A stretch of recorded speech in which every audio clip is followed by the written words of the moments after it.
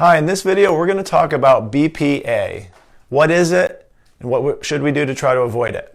Well, it's very important to understand that BPA is found in plastics and it's one of the most invasive things in our culture nowadays, and we really want to try to avoid it as much as possible. However, it's everywhere. So what should we do about it? Well, stay tuned to find out.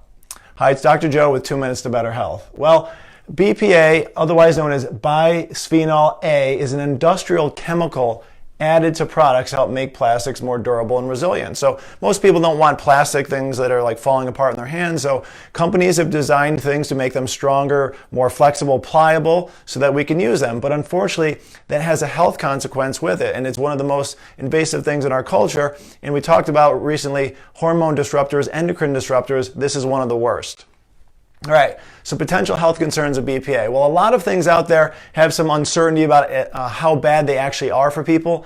BPA is not one of those things. That's why so many companies are trying to label things BPA free. Well, you can see the whole laundry list of things here, from obesity to neurological issues, hormone issues, sexual development disturbances, gynecomastia. Gynecomastia is when men start to develop, mammary tissue, breast tissues, and that's just not a good, healthy thing. Even men working in plastic plants have been found to have much larger incidence of the development of breast tissue, increasing the risk of breast cancer and other forms of cancer. Thyroid issues, developmental issues, you have to understand much of this is a grave concern for adults, but even worse in the developmental ages of children. Even when women are pregnant, they're exposed to large amounts of BPA, and that can affect the development of the baby. So big deal here. Breast, prostate, brain cancer, reproductive disturbances of all ages, infertility is huge nowadays, unfortunately, in large part they believe due to the amount of BPA in our culture. Heart disease, blood sugar issues, asthma, irritable bowel syndrome, and low vitamin D levels. The body can't actually even make or absorb vitamin D, so a lot of people have excessively low vitamin D levels, in large part from the amount of BPA and plastics that people are using. So this is a real big deal, so we really have to try to avoid it. Well, where is it? It's everywhere. You can look at all these different things over here. It's all around us. Plastic drinking bottles, food containers and bags, hygiene products, baby food containers. Yes, children are drinking and eating from baby food containers and bottles. Unfortunately, they're absorbing this into their system during the most highly developmental years of their lives, so very important to try to avoid. Linings in canned food. A lot of people want to avoid aluminum, so they line canned foods now with BPA to try to keep it from eroding the aluminum in it, but that's just as bad. Dental sealants, put right on the teeth, in the mouth. Clothing, yes, a lot of that soft, flexible clothing and blankets and stuff is made of plastics and does absorb through our bodies. Toys, PVC piping, our water supply is going through that. Unfortunately, dinnerware and plates, clothing, it's awful. So what is somebody to do? I mean, there's just so many things out there. What can we do to avoid it? Well, look for the label, of course. This is a huge thing. So if a person says BPA free, fantastic, we're great. Unfortunately, that's not totally the case, because they have found that avoiding it is good, and you should look for that on the labels. But companies are smart. They still want to get things out there that are strong and durable.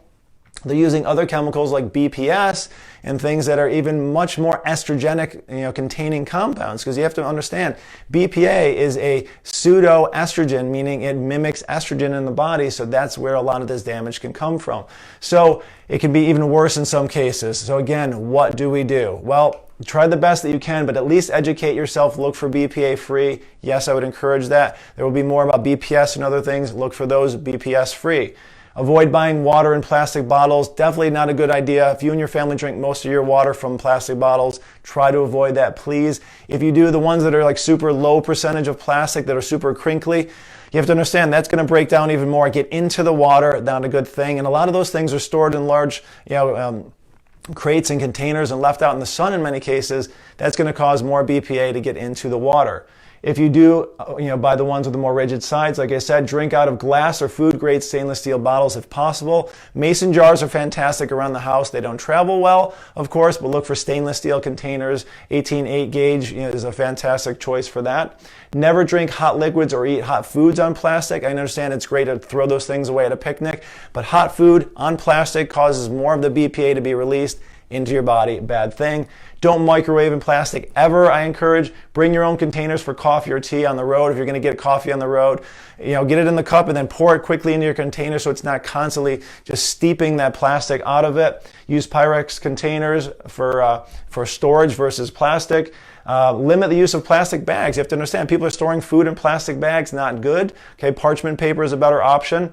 And purchase natural clothing materials when possible, especially those highest contact with certain areas of your body that sweat and have higher moisture, like underwear, socks, and masks, folks. A lot of people like these things that are super breathable and easy to breathe through, but unfortunately you're breathing through plastic, so every breath is coming in and going out, going through plastic. That BPA is getting in the body, and all those health benefits, health detriments from it are increased because of that. So a lot of information here. This could be an hour-long lecture, but I'm going to stop it now. Please share this with friends and family. Avoid BPA, avoid BPS, educate yourself, and I look forward to talking more about this in the future. If you have any questions, leave it in the comments below, and we'll see you soon. Have a great day.